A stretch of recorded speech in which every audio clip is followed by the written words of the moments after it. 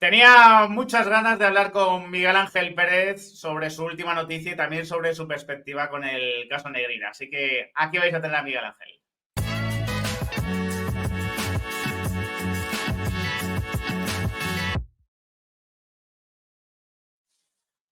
Muy buenas a todos, ¿qué tal? Pues sí, aquí vamos a seguir con el caso Negreira siempre que haya novedades, por supuesto que sí, ¿no? Y uno de los que más novedades nos trae habitualmente es Miguel Ángel Pérez, ya sabéis, Libertad Digital, amigo, y que ha sacado una noticia que yo creo que es bastante relevante o significativa ayer en Libertad Digital. La quiero comentar con él y quiero también hablar sobre su perspectiva, sobre el tono que va cogiendo, ¿no? El caso Negreira. Así que le voy a dar paso ya sin más dilación. ¿Qué tal, Miguel Ángel? Muy buena, Ramón. Encantado de estar aquí contigo otra vez.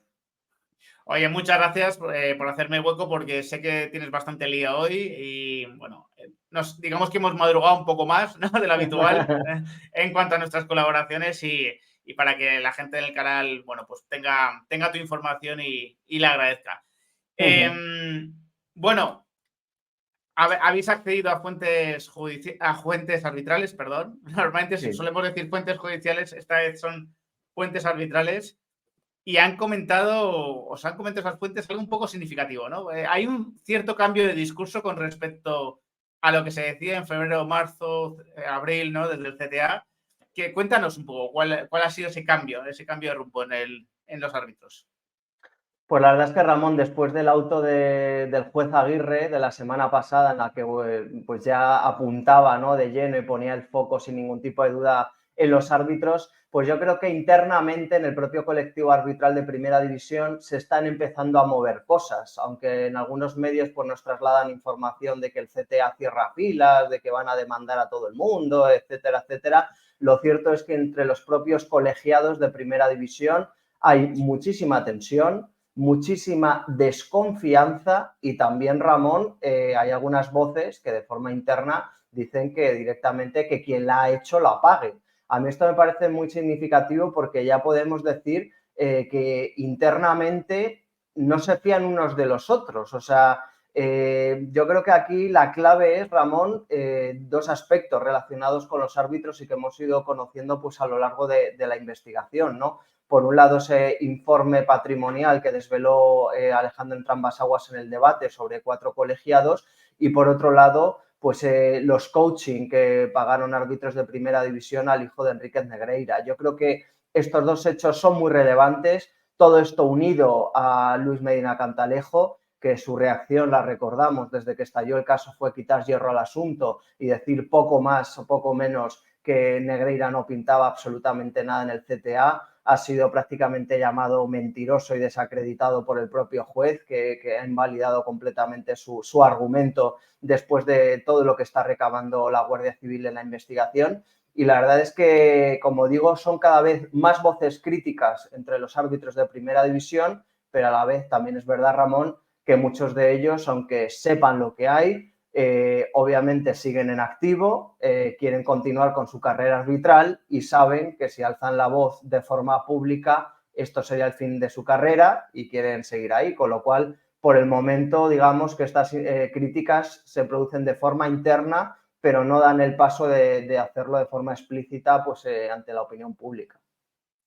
Que has comentado varias cosas significativas, ¿no? A mí una de las más significativas me parece ese cambio de discurso, que a mí me parece más natural. O sea, a mí me tranquiliza en cuanto a mi valoración como personas de los árbitros, que de repente alguno o algunos empiezan a decir, oye, yo pongo la mano en el fuego por mí, pero no la tengo por qué poner por el resto, ¿no? Porque Eso esa es. primera postura que la mayoría adoptaron y que curiosamente algún exárbitro no adoptaba, porque Andújar Oliver, olvidado hoy, bastante olvidado, pero dijo, yo no pongo la mano en el fuego por nadie. Negreira, el hijo de Negreira les llevaba, no sé qué tal. Dices, es más natural cuando se trata de un colectivo tan grande, un colectivo que está sometido a tanta presión. Oye, un colectivo que su vicepresidente ha cobrado dinero del Barcelona, el decir, oye, mira, yo respondo por mí y el que la haya hecho que la pague, porque nos está perjudicando a nosotros también, no solo evidentemente a la competición, sino a nosotros. Entonces, que hayáis detectado ya dentro de los árbitros algunos que empiecen a decir, oye, esto empieza a ser mosqueante, lo que dice el juez en el auto, a lo mejor lo está diciendo por algo y que lo pague quien la tenga que pagar, a mí por lo menos me da la sensación de que empieza a haber ciertas grietas, ¿no? Sobre esa postura de Medina Cantalejo de aquí nadie ha hecho nada y Negreira era un hombre de paja, empiezo a haber ciertas dudas, ¿no? Es muy relevante, Ramón, porque coincido contigo en ese diagnóstico. Empieza a haber grietas y de las grietas, pues luego al final acaba saliendo el agua, ¿no? Y obviamente yo creo que hay muchas cosas que los árbitros de primera división saben, que no se atreven a desvelar, y lo que yo sí te puedo decir, Ramón, es que aunque en el sumario figuran 3 árbitros de primera división únicamente, como los que pagaron los coaching de Negreira, a mí me consta que son más. A mí me consta que son más. Otra cosa es que los propios árbitros lo vayan a desvelar a través de esos cuestionarios que en cuanto estalló el caso les pasó el CTA y que han seguido en secreto hasta el día de hoy y que el juez pues tiene mucho interés en conocer qué dijeron los propios árbitros. No sabremos si lo habrán reconocido a través de esos cuestionarios, pero a mí sí me consta que hubo más árbitros que pagaron los coaching del hijo de Negreira. Entonces, al final, obviamente, son muchos colegiados, unos tienen simpatías y amistades con otros, se llevan peor con otros, y de la información que desvelamos en Libertad Digital también me parece muy curiosa, Ramón, pues la radiografía que hacen, ¿no? Del colectivo arbitral, porque a mí lo que me hablan es que a grandes rasgos, obviamente, grosso modo, pero que los árbitros de primera división están como divididos en 3 subgrupos principales, ¿no? En el primero sería la guardia pretoriana, como me decían, de Luis Medina Cantalejo, del presidente del CTA, es decir, los colegiados más cercanos y que son los hombres de Medina Cantalejo, entre ellos, por ejemplo, Munuera Montero o de Burgos Bengoechea. Luego me hablan de un segundo grupo que son los asambleístas, es decir, son aquellos que van en nombre del colectivo arbitral a las asambleas de la federación. Me dicen, pues entre comillas, que son, por decirlo de forma suave, un tanto palmeros, en el sentido de que van a apoyar todo lo que les diga la federación, el presidente de turno de la federación, que hay que votar y que hay que apoyar. Este grupo estaría pues encabezado, por ejemplo, con Gil Manzano, que es uno, desde luego, de los más prestigiosos. Y luego el tercer subgrupo, Ramón, serían los más independientes, entre comillas, bien de los intereses del propio CTA o bien de la propia federación, ¿no?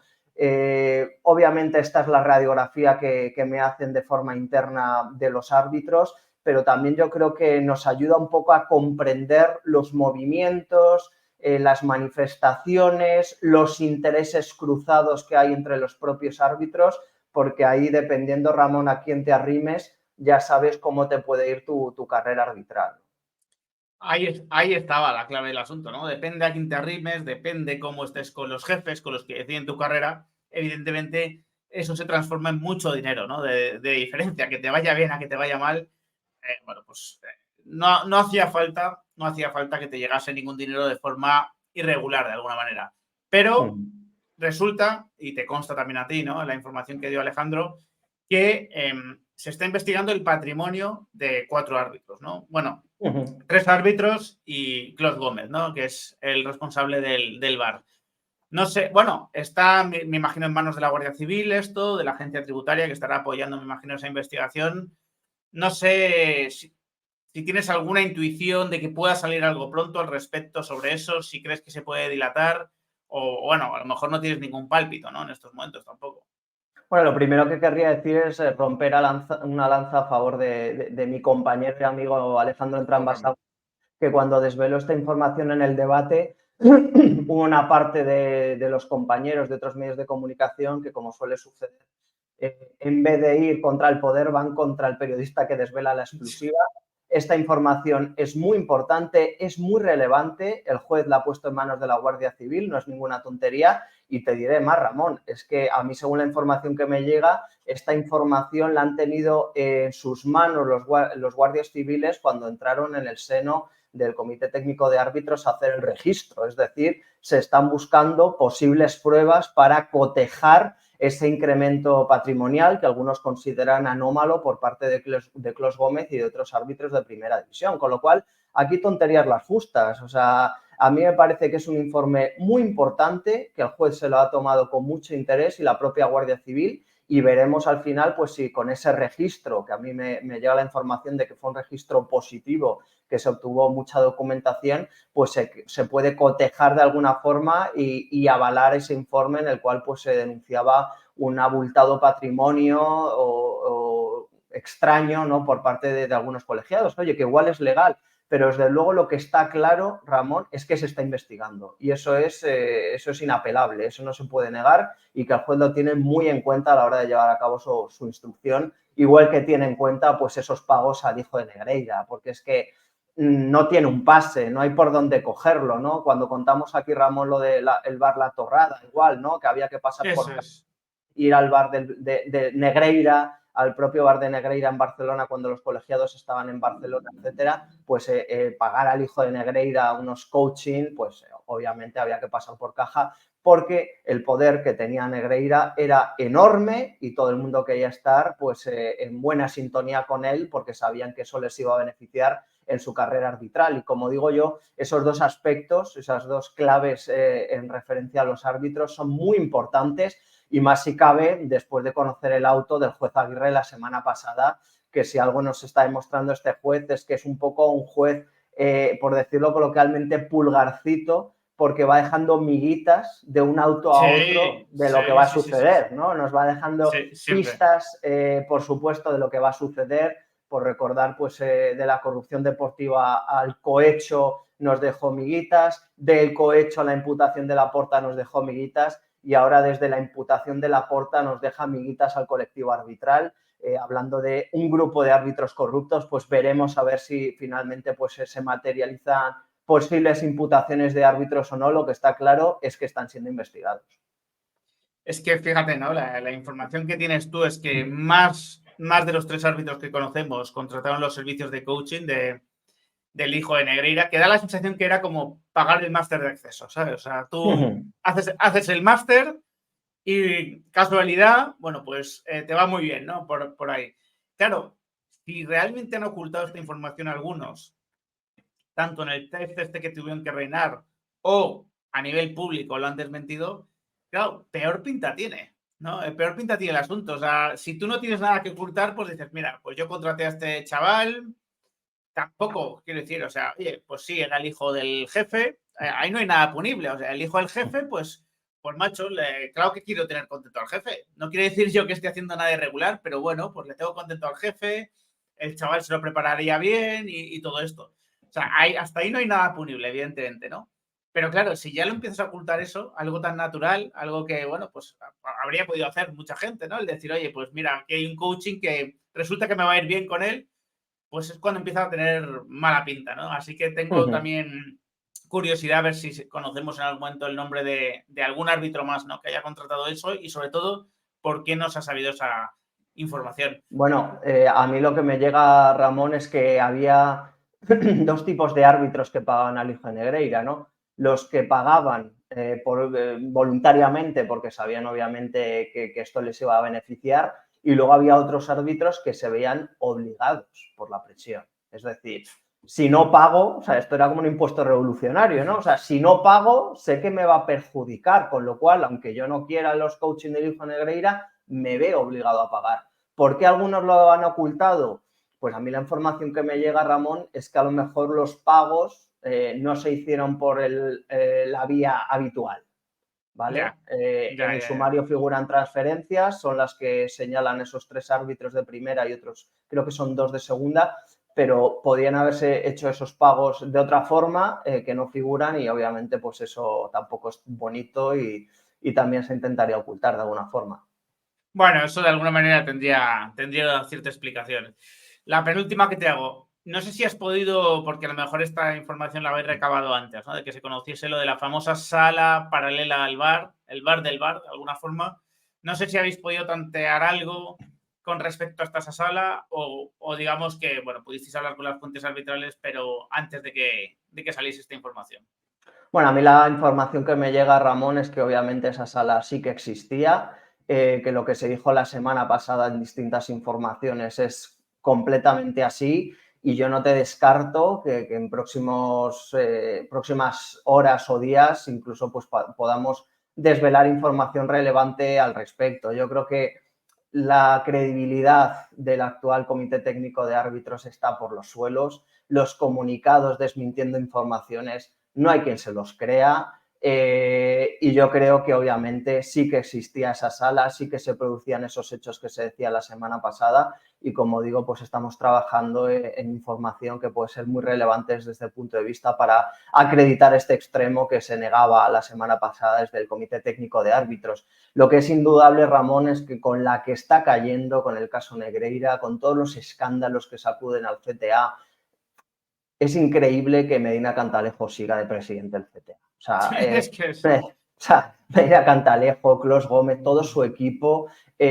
Obviamente esto no se va a solucionar ya no solamente con imputaciones, es que hay que hacer una limpia del sistema, del propio Comité Técnico de Árbitros y desde luego no sabemos el actual presidente de la Federación interino o el siguiente cuando ya se haga de forma oficial, pero aquí hace falta una limpia y lo que es incomprensible es que en estos meses de escándalo, con autos judiciales durísimos, pues Medina Cantalejo siga agarrado a ese puesto, agazapado y que no haya tenido ninguna consecuencia sobre él. Desde luego, la credibilidad del CTA está por los suelos y de todo el equipo de Medina Cantalejo. Totalmente de acuerdo y de alguna manera es un pitorreo que ni siquiera nadie se plantea tomar medidas con respecto a esto, ¿no? Con independencia de la sentencia judicial que se tenga que producir, mira, si tú quieres dar credibilidad, si tú quieres dar certidumbre al fútbol, pues tienes que tomar una serie de medidas, porque a Medina Cantalejo el juez ya lo ha dejado por un mentiroso, directamente. Exacto. Por un mentiroso en uno de los últimos autos judiciales. La que siempre te hago de última, aparte de esto que ya sé que lo estáis trabajando, esto de la sala paralela del VAR, que a ver si nos dais información buena, ¿no? Sobre si se producían esas consignas, ¿no? De alguna forma, que ahí estaría lo que, según Clos Gómez, le tendría que llevar a la cárcel a él mismo. Estás trabajando en nuevas informaciones que puedan impactar, ¿no? Como suelen hacerlo tus informaciones en el caso Negreira. ¿Prevés algún auto del juez próximamente que pueda, bueno, arrojarnos algo de luz? Cuéntanos un poco, bueno, sin poder desvelar lógicamente tus investigaciones, que es lógico. Sí.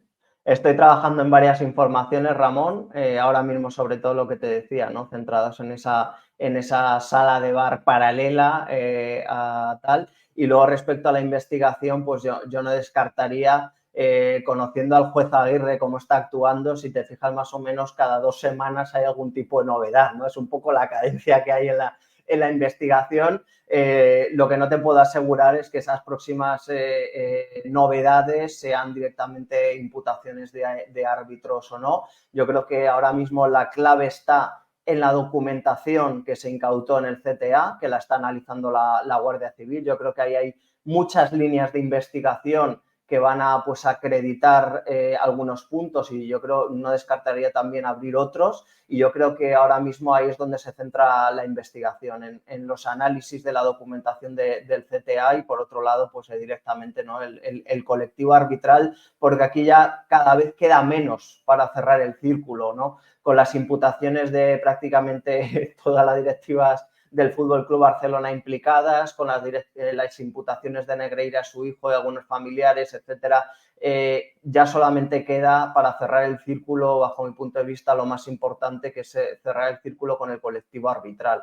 Con lo cual yo creo que ahora mismo por ahí es por donde va a ir la cosa en las próximas fechas. 13 horas estuvieron incautando documentación en el CTA para que la gente lo recuerde, porque o sea, fue un auténtico saqueo, ¿no? De documentación lo que hicieron ahí. Y coincidís tú y Alejandro en que fue satisfactoria ese registro, lo cual, bueno, pues también nos quita ciertos fantasmas de la cabeza de por qué se tardó tanto en hacer esto. Bueno, ya sabemos lo que ha pasado con la anterior jueza de apoyo, de instrucción, pero bueno, parece que fue satisfactorio y se abren nuevas líneas de investigación. Pues nada, Miguel Ángel, como siempre, felicitarte por tu trabajo, agradecerte que me hayas hecho un hueco aquí en el canal y nada, estaré muy atento a lo que vayas sacando desde Libertad Digital. Yo te aviso como siempre, Ramón. Ya sabes que un placer para mí estar aquí contigo. Pues un fuerte abrazo a todos y nada, nos vemos en el siguiente vídeo.